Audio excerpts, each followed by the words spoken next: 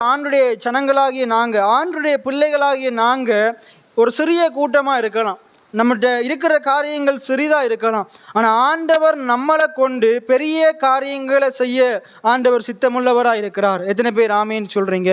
நம்ம சிறிய கூட்டம் தான், நமக்கு வருகிற வருமானங்கள் சிறிய சிறிய காரியங்கள் தான்.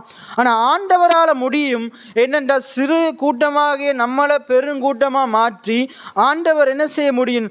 நம்மளை கொண்டு பெரிய காரியங்களை செய்ய முடியும்.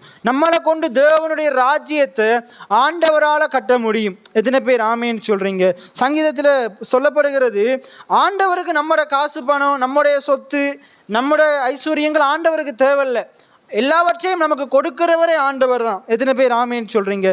அப்போ ஏன் ஆண்டவர் நம்மகிட்ட தசம பாகம் காணிக்கைகளை ஆலயத்தில் கொண்டு வந்து போடுன்னு சொல்றாருண்டா, சங்கீதம் சொல்லுது, சங்கீதக்காரன் சொல்றான், என்ன சொல்றாருண்டா, நீ இந்த பூமியில பரிசுத்தவான்கள் பெருகும்படியாக, இந்த பூமியில கடவுளை ஆராதிக்கிற ஜனங்களுக்காக, சுவிசேஷ வேலைக்காக, இந்த சபைகளில் சுவிசேஷம் பிரசங்கிக்கப்படுகிறதுக்காக நீ என்ன செய்?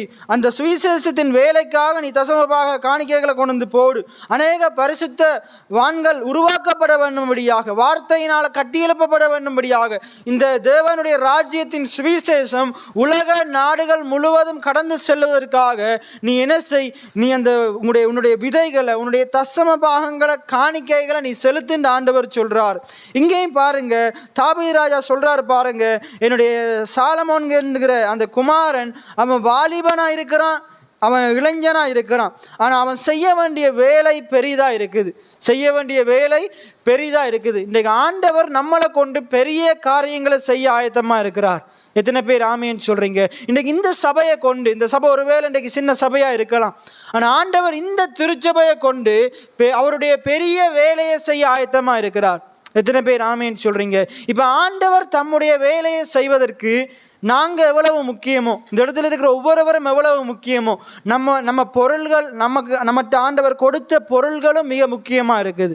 எத்தனை பேர் ஆமேன்னு சொல்கிறீங்க?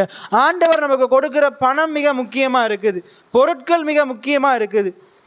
இன்றைக்கி பாருங்கள், இந்த திருச்சபையில் இன்றைக்கு இந்த வார்த்தையை பிரசங்கிக்கணுமா இருந்தால், கடந்த நாட்களில் நம்ம இந்த கரண்ட் இல்லாத நேரங்களில் இந்த மைக்குகள் இல்லாமல் நான் என்ன செய்தோம்? இந்த இடத்துல இசைக்கருவிகள், இன்றைக்கு இருக்கிற பொக்ஸு இசைக்கருவி இல்லாமல் நாங்கள் ஆண்டவரை ஆராதித்தோம். இன்னும் ஜனங்கள் கூட்டங்கள் பெருக பெருக நமக்கு கட்டாயம் நல்ல மைக்குகள் தேவையாக இருக்குது. எத்தனை பேர் ஆமேன்னு சொல்கிறீங்க? அப்போ இந்த காரியங்களை நம்ம இந்த சுவிசேஷ வேலைக்காக வாங்கணுமா இருந்தால் நாங்கள் என்ன பணம் இல்லாமல் வாங்க முடியாது. ஏன்னா நமக்கு பணம் இல்லாமல் நாங்கள் வாங்க முடியாது. நம்ம கடைக்கு போயிட்டு ஒரு அல்லேலியா சொன்னோடனே என்ன செய்திட மாட்டார், அவங்க தந்திர